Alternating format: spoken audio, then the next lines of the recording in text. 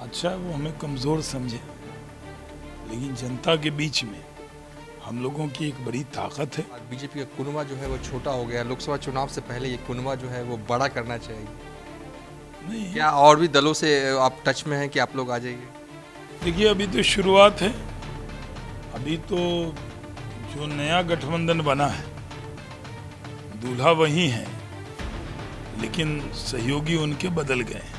तेजस्वी यादव ने पटना एयरपोर्ट पे कहा था कि हम 10 लाख नौकरी दे कर रहेंगे और आप देखिएगा कैसे होता है। हम गिन के रहेंगे, तो वो दें।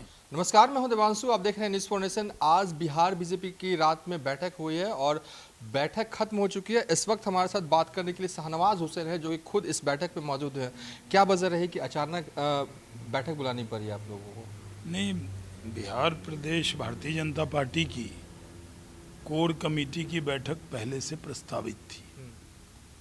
माननीय गृह मंत्री जी का दौरा हो रहा है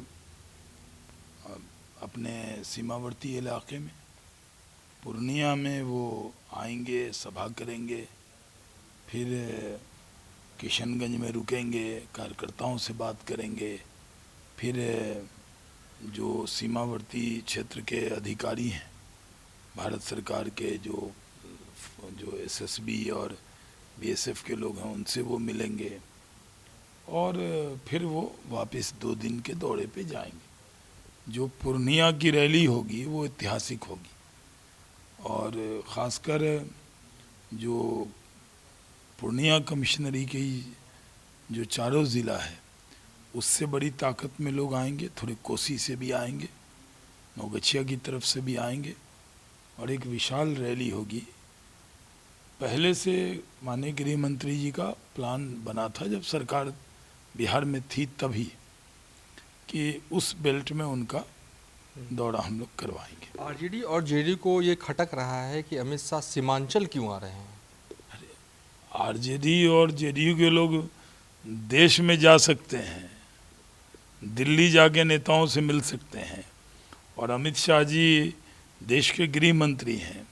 अगर वो यहाँ आ रहे हैं तो उसके लिए स्वागत होना चाहिए कि इतने बड़े नेता आके बिहार में सीमांचल के इलाके में रहेंगे, वहाँ के डेवलपमेंट के बारे में, वहाँ के सीमावर्ती क्षेत्र में जो चुनौतियाँ हैं उसको देखेंगे। तो ये अच्छी बात है या इसमें भी राजनीति तलाश रहे हैं लोग? कह रहे हैं कि खासकर आरजेडी ये कह रही है कि अगर आना ही है तो सुखाड़ की स्थिति है, उस पर कुछ पैकेज ऐलान कर दें। क्या स्थिति है, क्यों पिछड़ा है सीमांचल, इसके लिए क्या कुछ किया है बीजेपी ने? देखिए, जब ये मंत्री कहीं जाते हैं तो हम लोगों से पूछ कर जाते हैं या हम कहते हैं कि ये कर दीजिए तो ये कर देते हैं? हम उनको अपना काम करना उनका फ़र्ज़ है। हम लोग भारतीय जनता पार्टी ये मानकर चलती है कि अब लोकसभा का चुनाव तो हमें महागठबंधन के सामने लड़ना है, इसलिए यही नहीं हम लोग हर कमिश्नरी में इस तरह लोगों से मिलेंगे, कार्यक्रम करेंगे। अभी तो ये शुरुआत है और ये पहले से ही प्रस्तावित था। लगातार यही कह रही है कि आरजेडी की आप लोग कमज़ोर हो गए हैं बिहार में, इसलिए अमित शाह को आनन फानन में सीमांचल का दौरा तय करना पड़ा है। अच्छा है वो हमें कमज़ोर समझे, लेकिन जनता के बीच में हम लोगों की एक बड़ी ताकत है। लोकसभा के चुनाव में हम लोग 39 सीट जीत कर आए थे। नरेंद्र मोदी जी को प्रधानमंत्री बनाने के लिए 39 सीट दिए।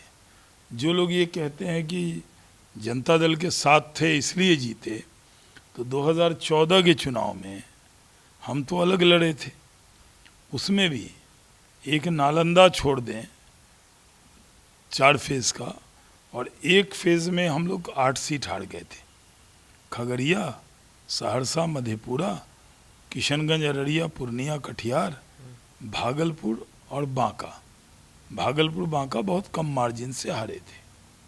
तो अगर ये 9 सीट देख लें और 8 बीजेपी हारी थी, एक लोजपा हमारे साथी नालंदा में हारे थे, वो भी बहुत कम वोट से। तब भी तो हम पूरे बिहार में स्वीप ही किए थे। अगर एक सीमांचल का इलाका छोड़ दें तो सब में हम लोग जीते थे। तो अभी भी लोकसभा के चुनाव में गुजरात ने, राजस्थान ने, दिल्ली ने, हरियाणा ने, सब ने 100% सीट नरेंद्र मोदी जी को प्रधानमंत्री बनाने के लिए दिया।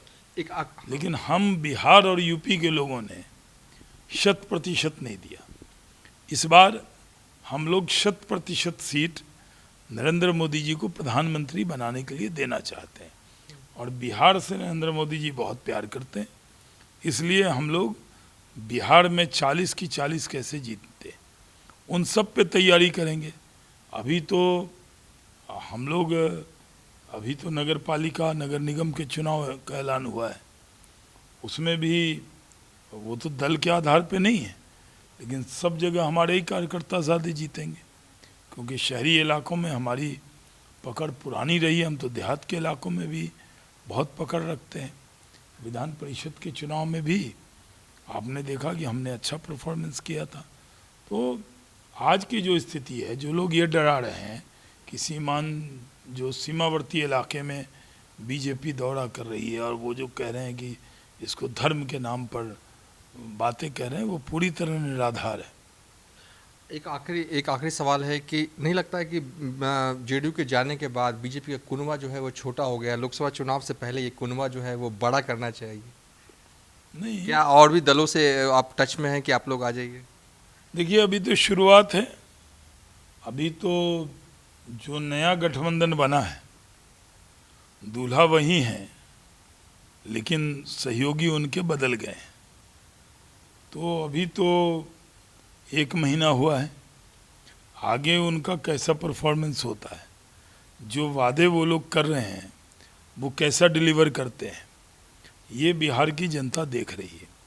बिहार में जो माहौल बना था इंडस्ट्री लगने का, जो SIPB में इन्वेस्टमेंट आया, प्रपोजल आए, जो नई टेक्सटाइल पॉलिसी आई, जो इथेनॉल की पॉलिसी आई, अब इथेनॉल के जो प्लांट बन रहे हैं वो तो काम शुरू हो गया, पहले ही बनने में साल लगता है।